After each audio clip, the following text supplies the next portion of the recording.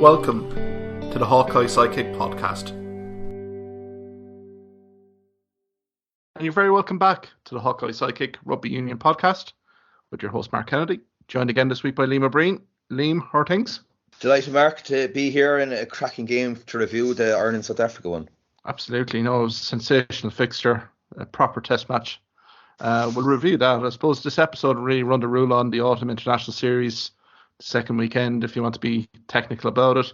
We'll review the Ireland 1916 win over South Africa at the Aviva on Saturday night. We'll also look at the New Zealand 15 giving an absolute lesson to Ireland A. Also, we'll run the rule over some of the other marquee fixtures. Liam, I suppose, start from the start, Ireland versus South Africa in the Aviva. Your impressions and reaction to that 1916 win for Ireland? I suppose, look, what I enjoyed, and let's be honest, at times there's not a knock-ons and all that, but I really enjoyed that strong rush defence that was employed, and I loved the counter-rucking. Oh my God, it was just ferocious at the breakdown. That for me was brilliant. So it was proper old school rugby. There wasn't going to be much in it. It was going to be a few kicks, and that's what it came down to. So superb stuff. And while you could look at it in the second half, Ireland, did they really have opportunities at 16-6 to pull away? Answer, probably not. You know what I mean? They had a penalty or two, yeah, for sure. But there was nothing in it for that entire 80 minutes. And it's been a long time since we've had such a cracking game, actually. Yeah, I completely agree with you, Liam. I thought it was just a proper test match from start to finish. I mean, the physicality, the aggressiveness of both teams, particularly in the breakdown, the ruck area, everything was so fiercely competitive. I suppose we can start from the start. Ireland, first foray into the South African territory, Johnny Sexton gets the penalty after 3 minutes, and quickly responding is Damien Williams in 9 minutes. But I suppose, Liam, the start of this match, South Africa started so well, controlled the tempo, controlled possession and territory, and Ireland really had to use the tackle count as well. I thought I saw a stat during the game, after around 25 minutes, Ireland had already committed 46 tackles, given the dominance of South Africa, but really weren't showing much in the scoreboard for their efforts. Yeah, look, I felt like it was very clever, that kick and then actually the gather from ring rolls at the very start. A tremendous amount of momentum, for Sexton's first penalty there. But yeah, what I felt in that first half, and really over the course of the game, South Africa were very lateral, they weren't really going anywhere. And good teams don't do that, quite frankly. They ask a bit more questions. So Ireland's defence, I thought it was quite comfortable, actually, for all the tackles that they were making. They weren't making, if you know what I mean, they weren't making try-saving, desperate tackles. They were making tackles quite far out. South Africa then weren't really getting up into a head of steam. The likes of Etzebeth and Peter Sutton, they were just being cut down straight away, which was very impressive, I must say. And I suppose, look, the first thing I'd say is about Colby's yellow card there on Hansen. I mean, you could see that given as a red at times, because it was certainly the tie lifted, but then your man literally drove him, pile drived him into the ground. So I suppose that was one of the first key moments there, really.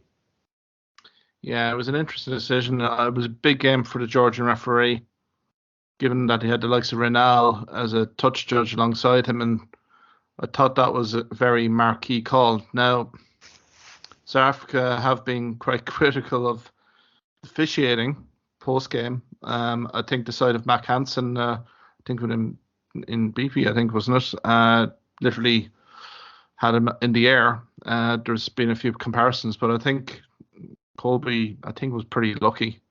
The fact that he kind of changed his grip mid-tackle here as well and leverage mid. What is a tip tackle anymore, Liam, to be perfectly honest? Yeah. Maybe to try it is probably the mitigating circumstance, but it's that word mitigating, isn't it? The referees are looking for the mitigation, really, not to issue the red. But again, it didn't. The video, it just wasn't a good look here for Colby. I think he was quite relieved when he only got a yellow card there.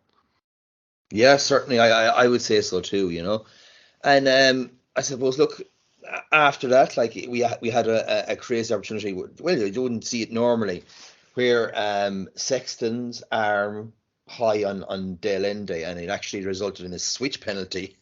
I mean, how often do you ever see that happening? Yeah. But of course, Willemse, it was almost the real start of his horror show when he had an absolutely atrocious wide. And I think nearly from that moment on, like, you pretty much handed over the kicking duties to Colby for the rest of the game. Because they had started relatively bright, but Liam, you had money last week when you had mentioned about Williams. Very, very good ball carrier. Really orchestrates well, but his kicking game you had a question mark over. And I mean, that Sexton penalty concession, you would have expected, a test match operator at 10 to really slot that over and kind of build an advantage here for South Africa. But the miss it looked unconvincing at best. And then for Colby then to be summoned into the breach to fill that kicking void, yeah, it just wasn't not a good look for South Africa. And you pinpointed as well, Liam, just in terms of the kicking options. If that actually had materialised, South Africa would struggle, and so it kind of proved as the game wore on. Yeah, it did, but I suppose, look, to be fair, Sexton had a bit of a slight off day as well. Probably with him, it was more down to just probably a twinge, or like, that he's maybe carrying a bit of an injury as the game went on there. But yeah, I mean, I suppose, look, South Africa in that first half, in the second half of the first half, typical, they were basically looking for line out mauls. They were getting actually no joy off them whatsoever. And then, of course, Willemse kick gets blocked down quite handily, you'd have to say, for Sheehan to kick through. And yeah, disallowed try for Sheehan. Absolutely, I think it was Jesse Creel that kind of got back. It was good kind of tracking from him because it looked like a try written all over it, didn't it? When Sheehan kicked ahead, it looked like he had the advantage, but I think that's a superb piece of defensive play from Jesse Krill to prevent that try because, as you said, Williams, the confidence that you could see was visibly kind of waning here at a rate of knots.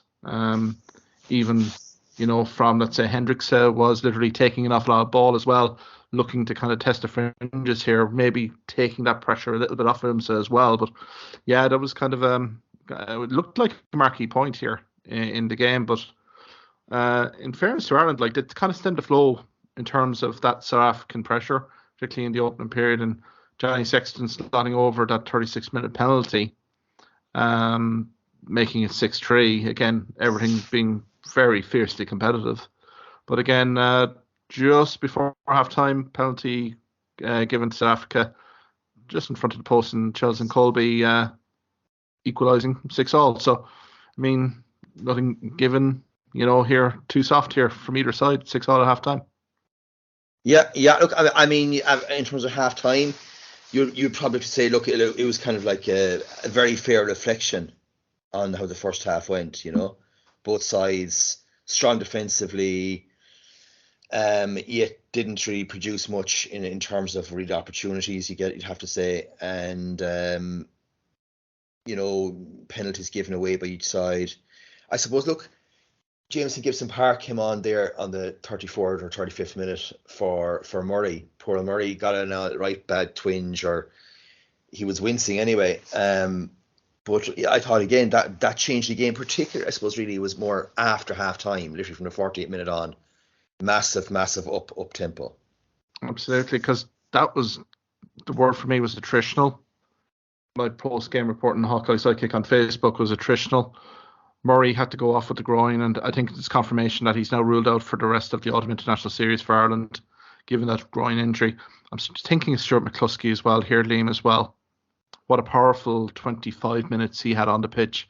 I was so sad, desperately sad to see him go off, because he was making a massive impact defensively, and also his ball carrying as well was absolutely superb as well.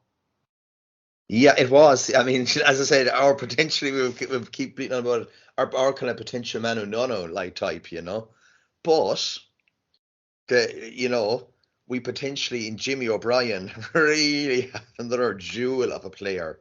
A guy who, maybe we'd like to see now play a start against the Aussies. He did an absolute terrific cameo for us of the game. Yeah. Yeah, for a debutant, and he even admitted in post game he thought he'd only come on for the last 2-3 minutes to be thrust into that cauldron. I'll just call it a cauldron because it was so fiercely competitive. But the fact of the matter is, to come on, I thought his kicking game, the left foot option here for Gibson Park particularly was invaluable, particularly as the game. But again, his link-up play, particularly in 3/4, Ringrose going into 12, Jimmy O'Brien to 13, it just shows the versatility of the player. Jimmy O'Brien, we've seen him play full-back, we've seen him play back three.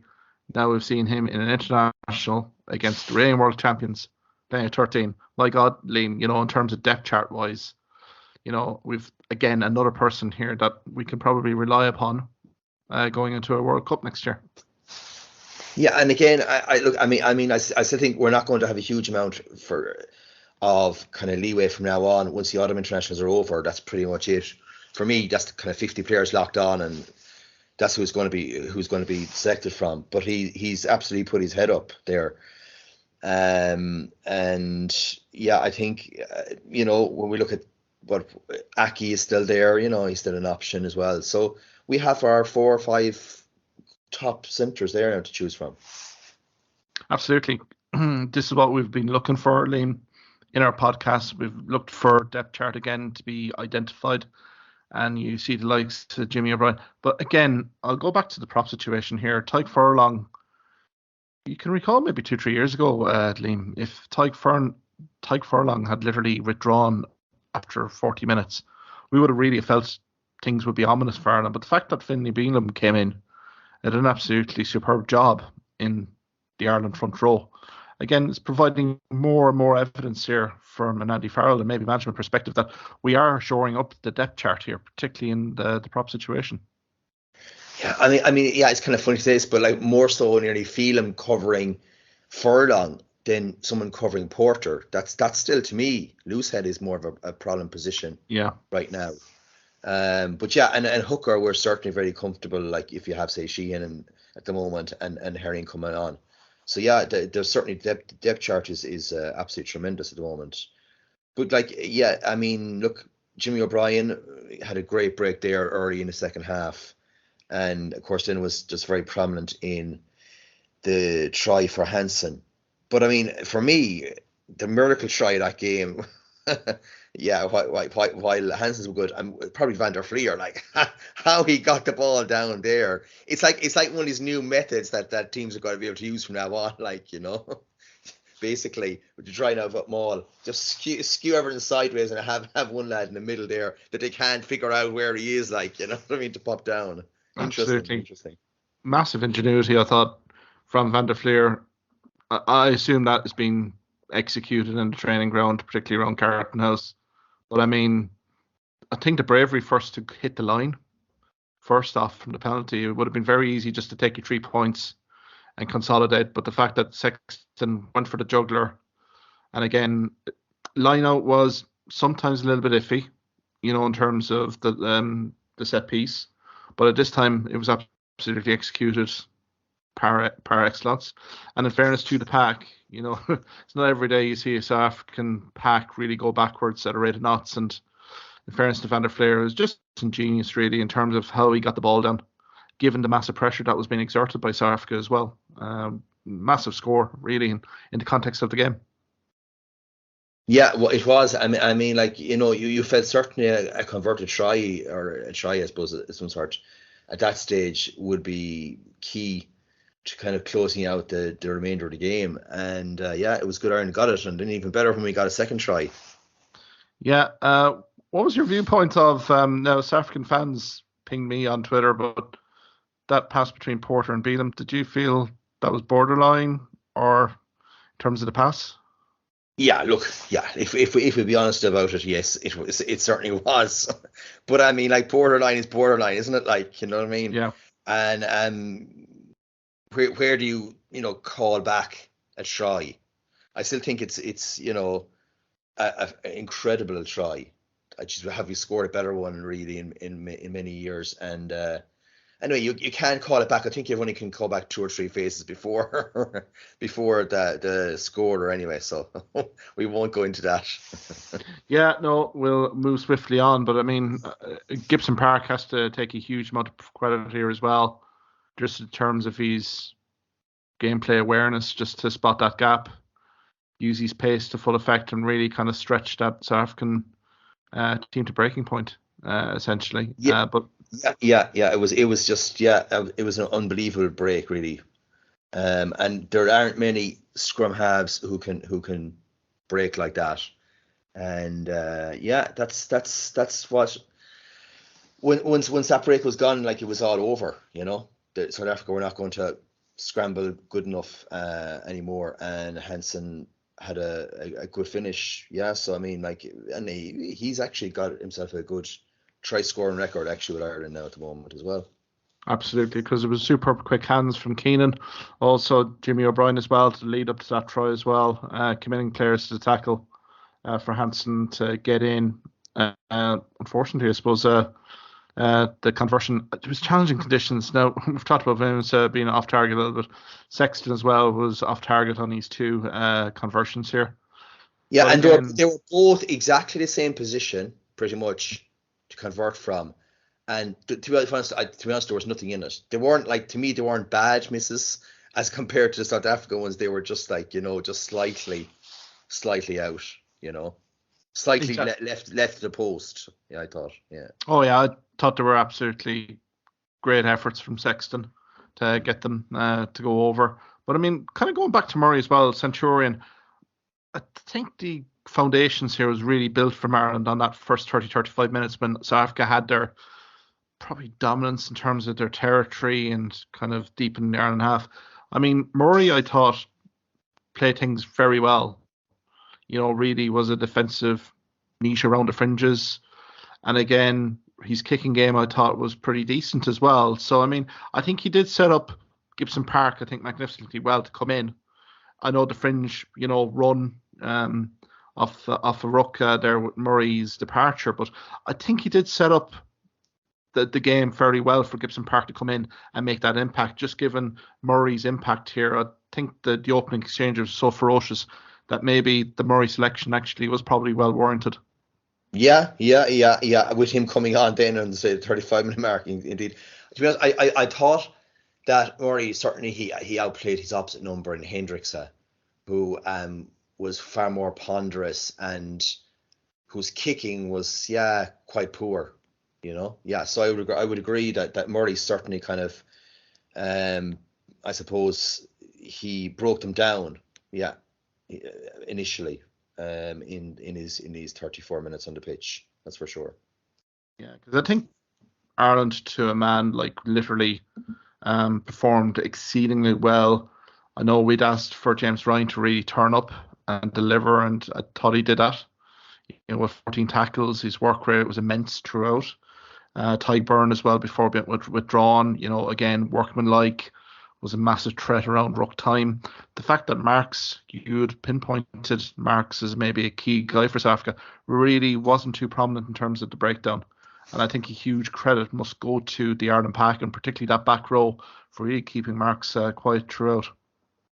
Yeah, and again, I mean, like, that was thing that we were kind of debating as well.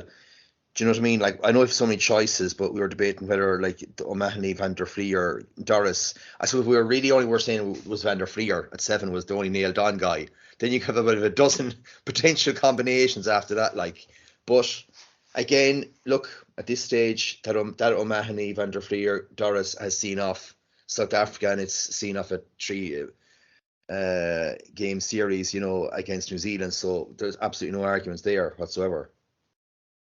Exactly. But I mean, I know we were pinging during the game here, Liam, we felt that there would be more of a response from South Africans. Certainly proved that once the bench was cleared from South Africa, particularly the front row options, Faf de Klerk came on, along with 4E as well. I thought was very prominent in exchanges, and the response probably kick-started from Franco Mussert's try on 67 minutes. That was a very patient build-up from South Africa, and Mossert had a bit to do when he broke the line, but game on. Yeah, look, I mean, again, yeah, they upped the tempo, but again, I thought they were going nowhere, to be honest with you, right then. And it was more, what a great line that Mustard ran, rather than Yeah, again any pure, like, genius backline move or breakthrough from them. But yeah, I mean, just he had a lot to do, even literally with a hand stretched out. How many times can someone lose the ball over the line? So yeah, absolutely. But I for me, I thought that Willie Leroux coming on was key in terms of the back line, and I thought that Quacka Smith and Furry, yeah, as you said, like were huge for them for the last 20 minutes as well. exactly. And I think, we mentioned last week that maybe South Africa would experiment a little bit in the half-back position, maybe a little bit of an audition tape here for Hendrikse and also Wilmse as well. So I doubt if we're going to see those two guys play Ireland in a World Cup proper next year. But again, the pressure kept on building here, didn't it, from South Africa, sign of champions that they are. And what can you say about Ethabet's offload here to Renza on 76 minutes? Liam, truly sensational given the context of the game. Yeah, he had a lot to do, didn't he? Like, because he was straight, he got the ball straight, and then he kind of arced. He arced in a run, and to be fair, he fairly easily pushed off Balakum and Hansen, literally one-handed, like, but yeah, and then sensational offload to Orense there, yeah. So yeah, that was worth seeing, I guess, as well. Exactly. But And it again, just shows how key Sexton's penalty was there in 73 minutes before that for Ireland to keep that lead. it did just feel a seismic moment, didn't it, when Sexton did kick that penalty on 74, making it that two-score game against South Africa, really having to go all out again to really kind of salvage something from the game. So, I mean, that was a pressure kick from Sexton, and given the weather conditions as well, particularly down that end of Aviva, that wind can swirl. And in fairness to Sexton, a magnificent kick, learned from his two previous conversions, and yeah, up to that two score. But again, Arenza's try kind of set things in the balance. But again, I think you have to credit Ireland here really at the end. I mean, Carberry then comes on for his 3 minute cameo. I don't know what Joey Carberry must have been thinking on the bench really, when everyone else was kind of getting stripped off, ready for action after 40 minutes, 30 minutes to go. Carberry had to wait patiently there. But again, last 3 to 4 minutes, from an Ireland perspective, it was, they closed out the game relatively okay. Yeah, yeah, they did indeed. Yeah, yeah. It was like pretty much keep ball and ruck to ruck. And look, I mean, that's really top teams. That's what they do at the end of a game. They don't give the ball back, and that was a crucial thing as well. Now, I mean, 1916 win. I think Khaleesi kind of had an awful lot of complimentary words for Ireland straight after full-time whistle. But as well as I do here, Liam, just in terms of South Africa may have learned an awful lot in terms of maybe half-back options or half-back options they may not potentially have now. So I think from that perspective, the likes of Faf de Klerk, Forey, again, guys coming off the bench, I think you can imagine here that there may be kind of personnel changes come the World Cup next year. But I mean, are we looking again at Pollard? Are we looking at Goosen? Are we looking at Limbach?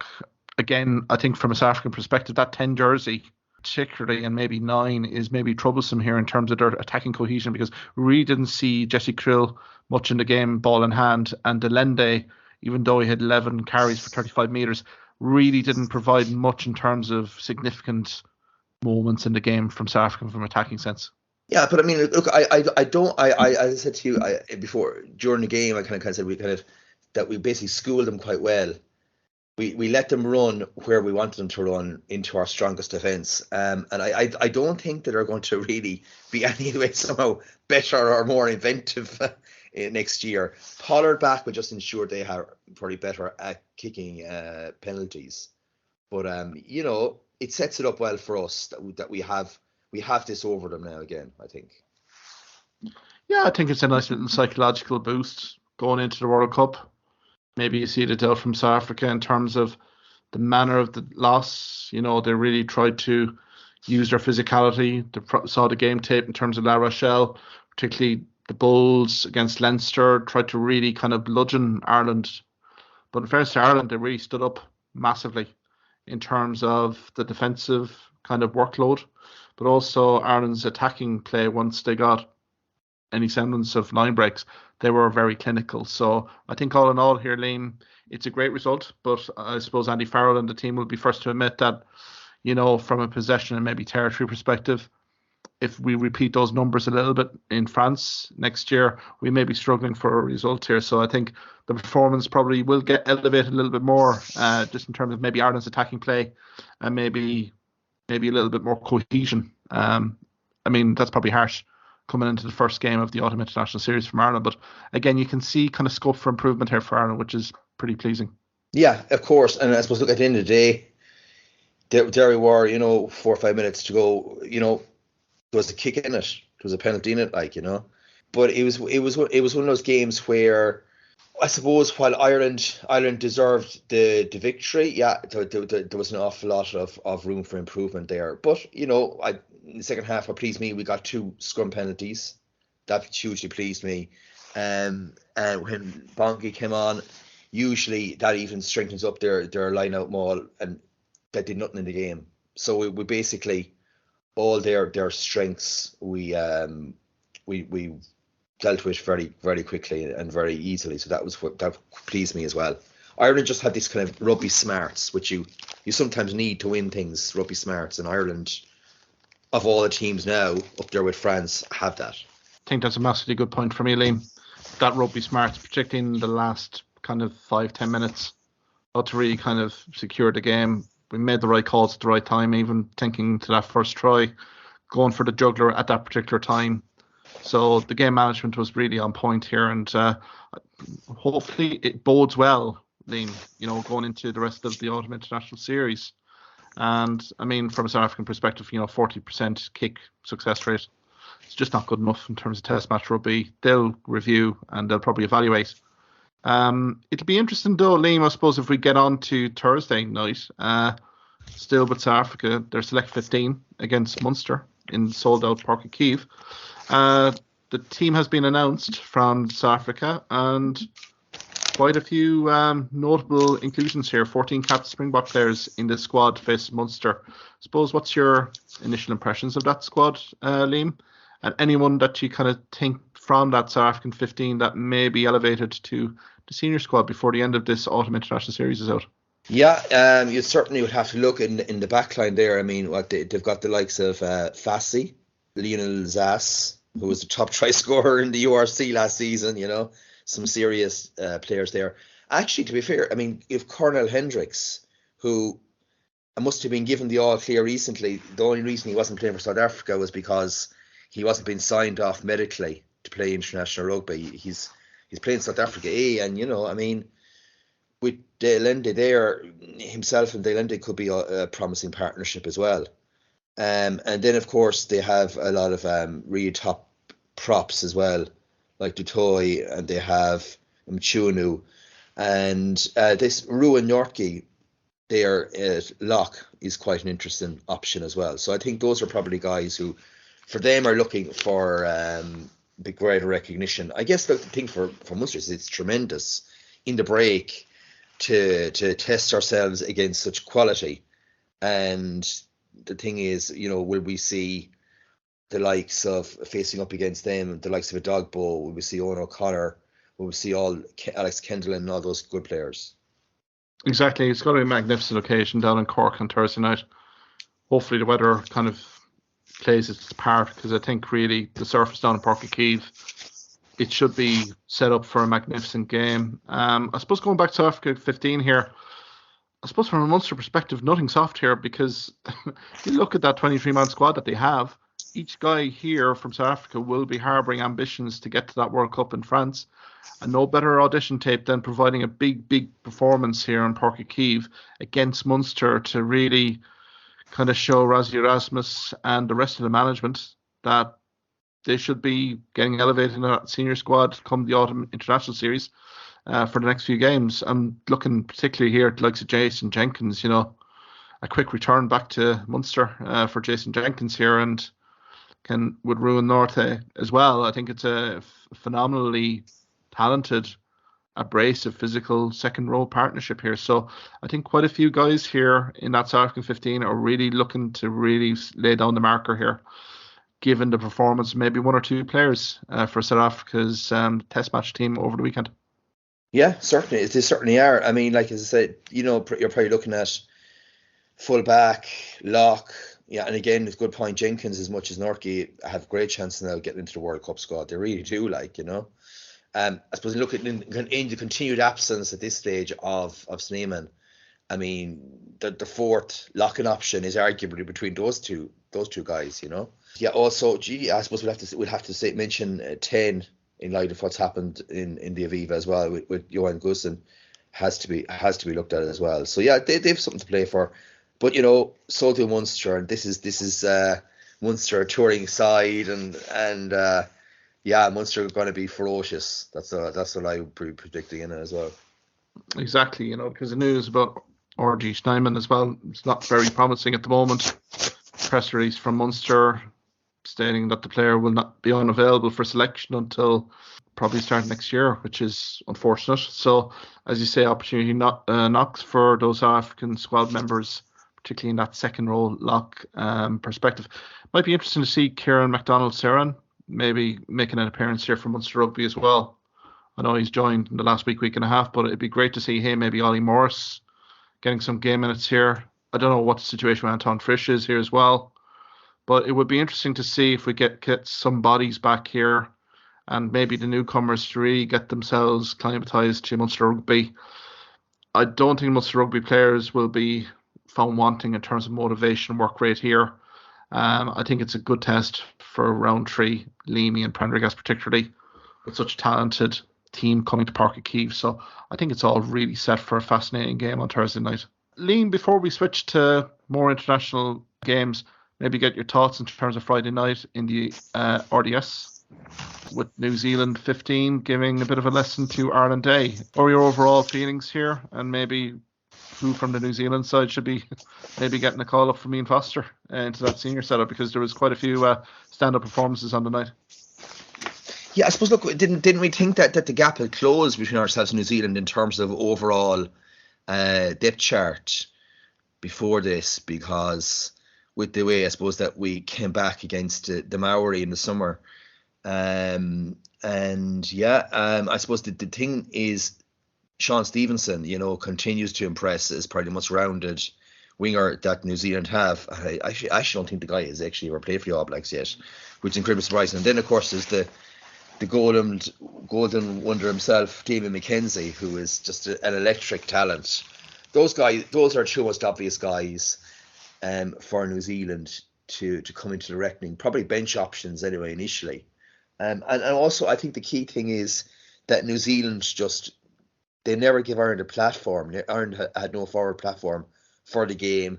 New Zealand know the way the ref was going to kind of blow it in the game, and so at the breakdown they were king, and that's their rugby clevers, is always the breakdown. They can interpret how the referee is going to blow it. So yeah, you mentioned Robbie Smarts there in terms of the Ireland senior team against South Africa. I think this is maybe a massive lesson learned for the Ireland A team. Let's be frank about it, an awful lot of guys that are prospects looking one day to kind of represent Ireland in a senior test match international. But I suppose lesson here is, if you're pack, you need to be on the front foot from minute one.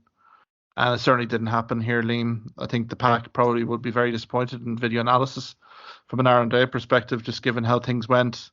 New Zealand were just completely on point. Maybe there was a bit of pent-up frustration after the summer international loss series to Ireland, and maybe certain players, I think there was 8 players in that squad last Friday night that would have faced Ireland in the summer tour.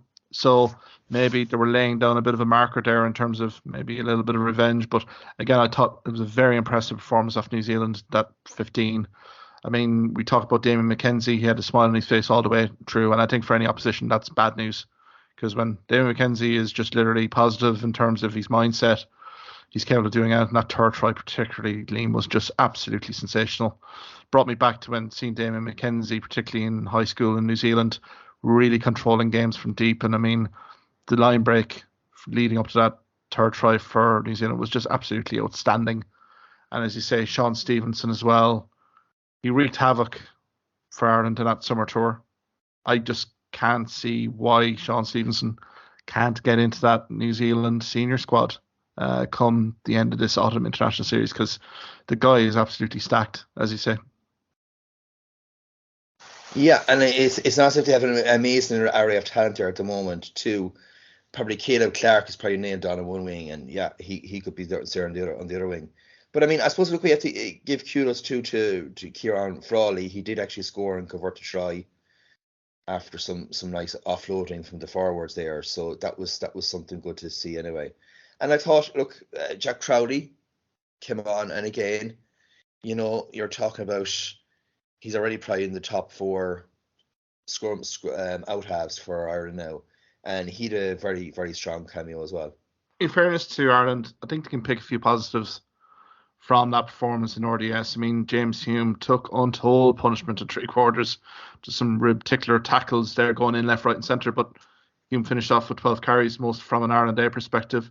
Calvin Nash kind of was pretty prominent here when he got ball. And to be fair to Stockdale, Nash here particularly, there was not much of an abundance of Mike Lowry as well. There wasn't an abundance of real kind of free-flowing ball coming to him. But when Nash got it, 89 metres was pretty, I thought, prominent here. Looked to make things happen, certainly. Lowry, 5 defenders beaten. As you say, kind of, it was a tough night, I thought, for particularly Craig Casey. But I think that was more maybe to do with the pack dominance of New Zealand 15 than anything else. Or did you think maybe there was maybe a little bit of a delay here from Craig Casey in distribution here? Yeah, I mean, that's kind of always wonder, isn't it, about scrum half? Was it that the delay in his speed of passing, or was it that you just simply couldn't get any quick ruck ball? And I think it was the latter, to be fair. I think it really was the latter. But the physicality from the All Blacks was huge, and I think sometimes nowadays they don't seem to have that ferocious physicality, and that was there. And when that is there, allied to their skill set at times, makes them unplayable at all levels, really. There does seem to be a bit of a shift again back to maybe traditional values from New Zealand rugby, playing direct, playing physical, and line breaks and attacking options out wide presenting itself. There was definitely, like Dom Garner, I thought was absolutely phenomenal. Brodie McAllister, Aidan Ross. Again, guys were putting in serious shifts in terms of ball carrying, but also their defensive work. They were really shunting Ireland ball carriers back. And I thought their line speed, particularly defensively, really did snuff out any options that like Kieran Frawley and Jack Crowley had during that match as well. Did no options really outside to really penetrate. I thought it was just overall New Zealand 15, TJ Perenara. You can go on and on here, Liam, to be fair. I think 23 guys that came on for New Zealand 15 have done their cases no harm at all in terms of maybe getting on that shop window, in terms of getting into that senior squad. And I think TJ Perenara, one of them, being recalled into the New Zealand senior squad ahead of this weekend's fixture against Scotland and Murrayfield on Sunday. Certainly. And I mean, like, this is a guy who has been there, won multiple World Cups. He certainly is one of the top All Blacks of all time, you'd have to say. So his experience coming back in for the Ireland international is going to be key. I think New Zealand are actually well stacked at prop as well. That's something that probably wasn't said for a while, but Aidan Ross is an absolute monster, I have to say. Yeah, I'm very impressed with him, actually. Exactly. Now, I mean, I think Andy Farrell had kind of said before this that he felt that this would be a grade up from what RNA would have faced, particularly down in New Zealand, and has certainly proved the case. So I suppose there are massive learnings here for the Ireland Day players. I think this is a massive learning experience, probably more so than maybe that emerging South African tour, even though they got wins. The caliber opposition here was kind of at a different level. So maybe players now need to just reevaluate and kind of reflect and see how they can improve, because they were taught an awful lot of lessons here in terms of execution, in terms of the physicality, just being at the pitch of the game from minute one. And from that perspective, we will see probably a few Ireland Day guys getting drafted into the squad ahead of that Fiji match. this weekend, Liam, and I suppose kind of quickly going through maybe some of the autumn international series games last weekend. Fiji, particularly in that first half, gave a very good account of themselves against Scotland and Murrayfield. I know ultimately Scotland won 28-12, but I mean, an awful lot of good points here from Fiji, particularly in that first half, to have maybe a little bit of confidence coming to Dublin. Of course they will, yeah, and also, I mean, like, I suppose if we're looking at who's in our group, you know, I mean, we have to look at our opponents, and yeah, so that's going to be quite interesting as well. Fiji always have, you know, the pace and the skill, but I suppose, look, probably it was a case that the Scotland just up front had that domination, which the Fijians weren't able to get, and maybe that was one of the key things in the game. Yeah, I mean, it was very topsy-turvy first half here. It kind of ebbed and flowed. I mean, George Turner scoring for Scotland after 7 minutes. You thought, okay, Adam Hastings with conversion. You thought maybe it's a long afternoon here for Fiji. But in fairness to Fiji, Siufu scores after 14 minutes. And then I thought their try from Rotu Isola, apologies for any Fijians that are listening to this podcast, I thought that was a phenomenal try. It was classic Fiji, the way that they basically constructed that try, literally setting up Scottish defensively inside, and then literally a nice spin pass out to the wing. Stuart Hogg, no disrespect to him, he's never getting there. So the try basically, and suddenly Scotland have a bit of a game on. I suppose the significant moment here for me was Adam Hastings' try, just on half time here, Liam. It was a spin move that actually went wrong. Hastings was supposed to spin it out wide, saw very quickly that Fiji had closed the space down and kind of avoided Fiji tackler. And unfortunately for Fiji, there was no cover behind, and was quite fortunate, I thought, to get a try. He's not getting away with that against New Zealand, by the way. And then the conversion 14-12, and then as a result, Scotland were making hard yards here. Fiji, the physicality, they're noted for it. But again, Scotland, there was 3 players in the sin bin for Fiji throughout the 80 minutes. And again, that defensive maul for Fiji was getting exposed more than once. And maybe that is a place and an area where Ireland hopefully should expose on Saturday, particularly if they get decent field position, because Fiji definitely struggled on a few of the tries, particularly the likes of Ben White, Duhan van der Merwe as well, getting a try just after half-time to break open the game. But again, I think from a Scotland perspective, the pack platform was imperative to get this win. Yeah, it was. And, you know, that's one thing I would say about the Scots. They are always in the back row, very combative, and they, I suppose, look, can get good ruck ball, quick ruck ball, give a bit of a platform. But, you know, Scotland still have problems. Even Stuart Hogg at times is the most harebrained rugby player on the pitch. You know, defensively goes to sleep, and he certainly goes to sleep offensively, even if he's pretty much trying to touch down for a try. Yeah, so they have a lot to work on, the Scots, to be honest. Like after what we saw, what New Zealand handed out to Wales, and let's be perfectly honest, they handed them an absolute hiding in the Principality Stadium here, Liam. Again, the scoreline here, 55-23 for New Zealand, but again, utterly dominant, I thought, up front. Wales with really no answers. I think there's been speculation in Welsh media that maybe Wayne Pivac named the wrong side here, particularly thinking that maybe not enough physicality, particularly up front, but take nothing away from New Zealand here, like Cody Taylor, Geordie Barrett, but I thought Sevilla was absolutely on a different level during this game, and particularly Richie Amunga as well was just orchestrating the strings on a very dominant pack. So I think from a Scotland perspective, their work is cut out, given that New Zealand performance last weekend. Yeah, and also, look, I mean, you'd also have to question at this stage, even on the bench, to have someone come on there like Alan Wynne-Jones, you know, who's, you know, I think everyone would say is in the top echelons of all time at lock, but certainly his day is done as well. Yeah, maybe we might see him given some like farewell appearance in the next Wales match or two. But yeah, I still think, you know, in a funny way, that Wales have more in than the Scots. They have far more options, I guess, is the real thing about it. But yeah, I mean, I was a bit surprised at how easy it was for New Zealand. We were fancying Wales to put one over on New Zealand last weekend. I'm pretty confident of it, but when I was seeing the New Zealand 15 performance against Ireland, I was trying to reassess that prediction a little bit. But I think Wales, as you say, had some good moments. Rio Dyer from the Dragons comes in on his debut, scores a try, very well to try. I thought the likes of Garrett Hanscom really did stand up from a fullback position. I thought it was very prominent in open play. So when they did have particular periods of play, I thought they were very impressive. But again, it was just pack-wise.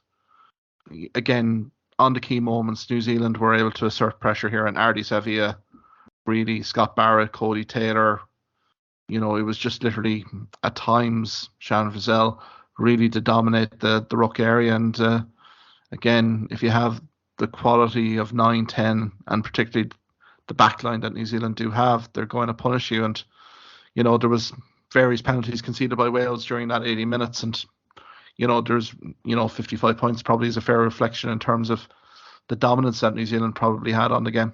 Yeah, again, though, our New Zealand back, or was this kind of a one of those like every second, every third game kind of really show up? Yeah, so it's going to be interesting to see how New Zealand get on in the rest of the tour. But what looked like potential, historic sort of maybe victories for the likes of Wales, and then of course the likes of Scotland. Yeah, I think very much that's gone for a long while now. Yeah, I think Scotland just have to focus on their performance here and really front up physically on the front eight, because I think we've seen a bit of maybe the game plan was a little bit disjointed, particularly in that summer tour when Ireland were down in New Zealand. But certainly when we've seen the New Zealand 15 against Ireland day, particularly this performance last weekend against New Zealand Wales, there has been a bit of a more deliberate set in terms of being direct physically and really having the pack platform being paramount here. Maybe they played a little bit more rugby than they should do in terms of maybe the summer tour.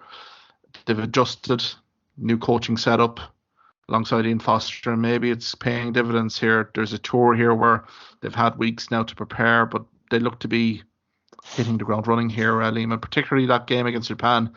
We were a bit critical of that New Zealand performance, but maybe is that kind of indicating something in terms of the form line for Japan? That maybe Japan are looking pretty impressive here, given that they ran New Zealand so close in Tokyo in week 1. Yeah, but I mean, I suppose it's been said that there's nothing between the top teams now. If you look at what Japan are probably 10th, maybe 11th in the rankings, there's nothing between them on their day. Again, that New Zealand, probably Wales, was probably more of an exceptional result nowadays. Nowadays, if there's anything more than 10 points between the teams, it's quite a bit of an unusual result, we'll say. So and I suppose leading on from that, we had Australia at the Stade de France, and that again shows that on their day Australia can be a very dangerous animal. Thought Australia really, that was an incredible match, given the drama of Damon Pinot's late sensational try. But I think take nothing away from Australia. I think they really provided a statement of intent. Again, they probably weren't very happy in terms of their performance against Scotland for long periods, but I suppose they're probably in rueful reflection here. Given the performance they did against France, they probably would have felt that would have had enough to beat France, given the level of performance from the previous week to last weekend. So I think from that perspective here, Liam, an awful lot to be positive for if you're Australia and Rennie, the head coach. Yeah, that Ficketay try, that was a sensational try, like almost a typical French break, which was finished unbelievably well. But then it was like 9-13, 12-13, 17-13. It was just like there was an ebb and flow between the penalties. Yeah, I thought that when it got out to 25-29 with Bernard Foley getting a really good kick, I thought really that was it, to be honest. But no, typical French at home. They will find a way. Yeah, sign of a good team, really, isn't it, Liam? But they kind of refuse to give in. Maybe a French team of a few years ago may have just kind of thrown the towel in and said maybe next week. But this group of players, and particularly Galtier, head coach, are a very galvanised unit. And as you say, is it 11 unbeaten now for France here, Liam? Yeah, 11, and with South Africa granted to come. But I mean, it means that end of Six Nations, they could be looking at world record 18 wins in a row, potentially. Yeah, which kind of probably presents its own challenges, I would say, Liam, for a record like that. the pressure is on you a little bit to keep that winning streak alive. So it will be interesting next weekend, particularly with South Africa, who will be hurting after last weekend. But any other games here that really took your interest? I suppose Argentina with a 30-29 win over England in Twickenham. They did, yeah. That was the crucial bit about it. The first try, I think, for Boffelli was an absolutely, again, absolute if you belter, talk about the great tries we've seen, I suppose Etzebeth, his movement. Then we had Van der Fleer, his try, and I suppose, look, Jamesy Gibson Park cutting the line there as well, and then Ficketai. But this was as good as any for that try in the corner. Yeah, that pass, and again, the arc. I think that's something that maybe teams should really try and focus on, is kind of an archy run. That was a great try, and okay, look, they got an intercept, kind of a easy intercept try as well.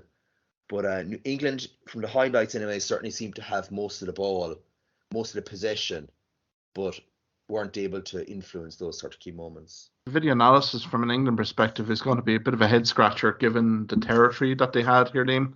I mean, from a meters run perspective, England ran for 427 meters versus Argentina's 157. Possession, 63% England, 37% Argentina. Territory.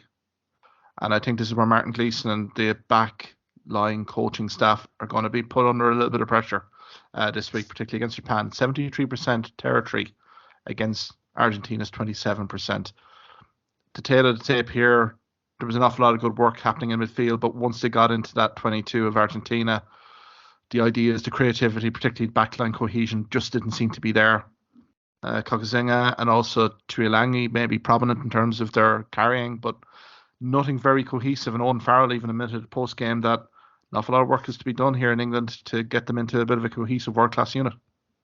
Yeah, I think the worrying thing, if you're an England fan, genuinely, is seeing how smug and how unapologetic, I suppose, that Eddie Jones was post-conference there. Interview. Yeah, it's kind of worrying for England fan, I can imagine, to see how blasé he seems to be about the loss, and that everyone's just going to come good. Yeah, I think his time is up at England, and this is a year out from the World Cup. That's it, like let's be brutally honest here, Liam. Irony: Japan coming to Twickenham this Saturday. What happens if there's a less below par result here, and Japan were to secure a win here? Do you feel that Eddie Jones' position would be untenable as England head coach? Yeah, I still think I suppose they can let him go sometime between now and the World Cup. That's for sure. Yeah, I mean, I suppose there was a really poor Barbarians performance there as well in the summer as well, and then they did slightly improve. Look, in winning a Test series in England, or I mean in Australia, and that kind of gave him a bit of leeway again. But yeah, it's kind of a bit up and down, really. In a funny way, of all the kind of 8 or 9 major Test play nations, England at the moment seem devoid of any sort of real game plan, or even for all the players they seem to have, they don't seem to have any great young players coming through either. Indeed, I suppose Marcus Smith kind of probably the exception to the rule here, but again, it's kind of the tried and trusted here, Liam, a little bit, isn't it? Just in terms of the players that were on duty. I see Jamie George has been summoned to the England squad. Maybe a little bit of an indication here that maybe more pack quality is required. This is a guy that had a suspected broken foot and looked to be out of the autumn international series. But I think it is the urgency for England to get a result and even a standout performance against Japan, that even guys like Jamie George are being summoned in here, where you thought maybe would be an opportunity to blood. You say very good prospects here, but again, looking at the stats here, I mean, the sum of the parts here, Liam, Billy Vunipola, 15 carries, 54 metres. Freddie Stewart here, 8 carries, 58 metres from full back. Kokazinga with 13 carries, 103 metres. Again, you can see that there's individual performances here in the squad, but just nothing cohesive, nothing really kind of blending in the pack versus the back line here. So I think it's going to be an awful lot of long work here ahead of Eddie Jones and even England team. And if Japan do turn up here, I think it might be a very nervy Twickenham if this game is in a melting pot with 50, 60 minutes gone on Saturday.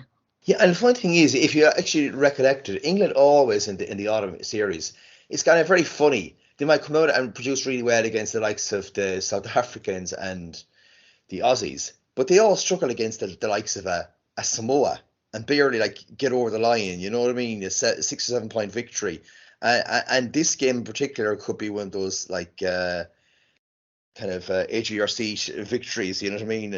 England getting a penalty try or something in the last few minutes to get the victory. Yeah. Yeah, I think it's going to be an interesting one how England play it, because if they go a little bit too expansive, Japan would just love that and lap that up and create tries from absolutely nothing. So I think Eddie Jones and the coaching staff, I think they're going to be looking for a win first and foremost, and then after that, then seeing hopefully maybe some cohesive team performance moments, particularly with ball in hand.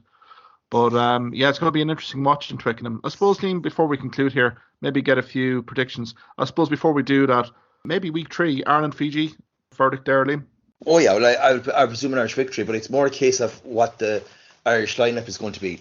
To be honest, I mean, I don't know what we're going to learn really, particularly from Fiji. I'm kind of nearly already looking ahead to the Aussie game, and I'd really would like to see Frawley and Crowley actually be giving opportunities there, which means maybe Joey Carberry getting the start in this game. I suppose, look, there's also going to be the injuries already now. You're pretty much looking at McCluskey and Murray out for the rest of the series, which kind of reduces the options a bit. Then you're looking at Craig Casey to come in from the Ireland team that took on the New Zealand XV. So yeah, I mean, probably for him in the Fiji game context, I would say arguably he's the biggest player who has an opportunity to nail down important position. No, I think opportunity knocks. I think for a few of the Ireland A team, they'll be relishing the opportunity if they do get drafted into the senior squad this weekend to really take it with both hands, given a very difficult night in RDS there last weekend. I would go with you, Ireland, probably be 20, 30 points. But I think what Fiji will pose is more the open field dynamic. Now, I think Ireland should be able to exploit a little bit from a set piece perspective. I'm imagining Rob Herring will probably be getting a little bit of game time here, maybe along with Dave Heffernan, giving Sheehan maybe the day off. But I think from that perspective, Fiji will hit hard, and they'll also maybe ask a few questions, particularly in our kind of outside defence. I'd like to see Robert Balacon probably continue on that back three, just to kind of continue to kind of see his development a little bit and really get some ball in hand phases as well. So for me, probably Ireland by 20 or 30 points, and hopefully the weather is kind in Dublin for a bit of an offload fest from Fiji as well, which will be always entertaining. Italy, Australia in Florence. Oh yeah, I have to say, Australia to get the win there kind of fairly comfortably. I suppose, look, 25 points, thereabouts, I reckon. Yeah, I think so too. I think to be fair to Australia, they did set down a marker. They were very unfortunate against France. I mean, that'll just build momentum and motivation for next year if the two do play each other in a World Cup. I think Italy, granted they had a good win against Samoa, they're dealing with a different prospect here, a different grade of team. I would think Australia definitely for me by probably 30 points, unfortunately for Italy. England, Japan in Twickenham. Now, we've kind of said here last few minutes, this is a bit of a banana skin. Who you fancy here, Liam? Yeah, I suppose, look, eventually I think England will just about win. So I'm predicting a high scoring game, 40-35 for England. For England, yeah, I think so. Yeah. I think just about. I think I will go with you there. I think what Japan will pose, some of the tries will expose an awful lot of backline frailties defensively. It may raise more questions than answers for Eddie Jones and the English media here. So I think it probably sets things very well for probably week 4, particularly when they're going to be playing from that perspective, from England perspective. I think they'll get the win, but it may be a scrappy in nature. Wales, Argentina. Wales, is Wayne Pivac under a bit of pressure here to maybe get a result here, Liam? Yeah, I think he's been here before, hasn't he? He's been here in Autumn International before. and then Wales have like kicked on and won a few games in the Six Nations. I think this is really, if you think about it, it's been a standout year for Argentina. To win against New Zealand in New Zealand, to win against England in England. I mean, they seem to be a coming side that know what style of play of rugby they want to play. You know, it's one of those games where I feel though that Wales will make a bit of a comeback in this game. I expect to see the back row changed at 10 as well. I think they're going to make a change, and I think Wales have this kind of thing slightly over Argentina. So I think Wales will just about get there. I think maybe 3 or 4 points. I'd just give the slight edge to Wales because I think Wales realise they need a result here. I think the camp really needs a result. The coaching staff and management need a result here. Otherwise, they're heading into week 4 here with a little bit of a must-win against Georgia, who have proven in the past against Wales, particularly in the Principality Stadium, of capable of running them close. So I think from that perspective, I'll just give the hesitant vote to Wales, but I don't think there's going to be much in it. If Argentina can get 45-50% possession here, I think they've every chance of winning this game. They do have the footballers, they have Buffetti, they have a very talented backline here if they can get any front football. But I think Wales hopefully should have learned mistakes from New Zealand and really kind of match Argentina really physicality-wise, particularly in that front 5. Maybe it was a missed opportunity last week against New Zealand. France, South Africa, probably the pick of the games here, Liam, in the Stade Velodrome in Marseille on Saturday night. Who do you fancy in this one? Yeah, I suppose it's intriguing because we were discussing the potential after this of, a huge game-winning record for France if they were to get over South Africa. And again, for South Africa, if they don't win this one, they could have a very long autumn series, when you have the likes of England to come. The last time that they played in the Stade de France, South Africa basically got a few maul over tries to get a win. So it could come down to something like that again. In a funny way, the France-Australia game, it was like so free-flowing. It gave them the opportunity to come back in for Penno's try. Whereas South Africa were going to ask them different sorts of questions. And so I think that South Africa will be a bit more smart in their rugby this week. Their power up front, I think they'll get some good forward tries. But again, this time I'm going to have to give it again to France because I don't think that their kicking problems are going to suddenly evaporate in a week. So France are going to win by 6 points. I think the kicking problems for South Africa may rear its head here again, but I'm just fascinated to see this front 5 battle between France and South Africa, to be honest with you, Liam. Just seemed like the vet to bed, literally. Again, France, if they have any aspirations of World Cup, really need to be doing a number on South Africa here. I'm not suspecting that South Africa are going to change tactic too much, given their Ireland performance. So I think it's really down to France and see how they can evolve and really create those gain line breaks. I think France, for me, by 7 or 10. But I think South Africa will pose a few questions here, particularly the half-pack pairing, I think, will be put under immense pressure by that South African pack at times.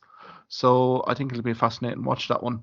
I suppose you have the Babas All Blacks 15 in Tottenham Hotspur Stadium on Sunday, and Scotland versus New Zealand. I suppose we'll focus in on Scotland-New Zealand. Finn Russell recalled back into that Scotland setup, not before time. Any chance for Scotland here against New Zealand based on the performances last weekend? No, I can't see anything happening, And for Scotland, when they play New Zealand in particular, the game is pretty much over after 30 minutes, So they can't give them a 2 or 3 try head start. Scotland just have to focus on their own performance. Russell is probably going to come back in. This is going to be his reintroduction into the squad, but it isn't really going to hugely alter the result. Scotland need to be able to also score some good tries, work in some good tries against New Zealand. I think New Zealand will win. They won't win by the kind of scoreline that they had last week, but they still will win by about 18 to 20 points, I think. Yeah, I think eventually they will pull away, but I think Scotland's pack do have the ability at times to really stifle opposition. And again, from Scotland, I think there's nothing to lose here. Maybe the pressure's off them a little bit after seeing what Wales did last weekend again, I think from a New Zealand perspective, that performance was pretty impressive. So Scotland, as you say, just focus on performance here. Russell back will be huge. It will be interesting just to see in the latter stages, but again, I can't go any more than a New Zealand win, probably 20 points at the end. But hopefully Scotland can give a good account of themselves. And I mean, it probably leads to New Zealand very nicely into the 19th of November when they travel to Twickenham to play England. And I mean, God, if Eddie Jones is under a bit of pressure to get a performance, New Zealand is certainly not the team to be going to get a performance, just given maybe New Zealand's form will continue at pace here in Murrayfield. Yeah, I think so. I think they're going to come into the England game really in good stead with 2 comprehensive victories, and I think that's going to be very much a positive for New Zealand. Liam, there's an awful lot of massive rugby ahead. It's been a lengthy one. Many thanks for your insights tonight, Liam. Maybe next week we can review the action from the Ireland-Fiji game.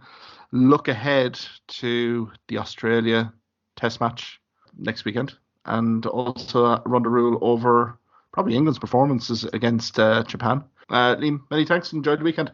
Yourself, Mark. Okay, have a good one. Thank you for listening to this podcast episode. If you liked what you heard in this podcast, why not subscribe to the Hawkeye Sidekick podcast on either Amazon, Spotify, YouTube or Twitter platforms. You can also follow me at Hawkeye Sidekick on Facebook and Twitter for the latest sporting opinions, articles and reports.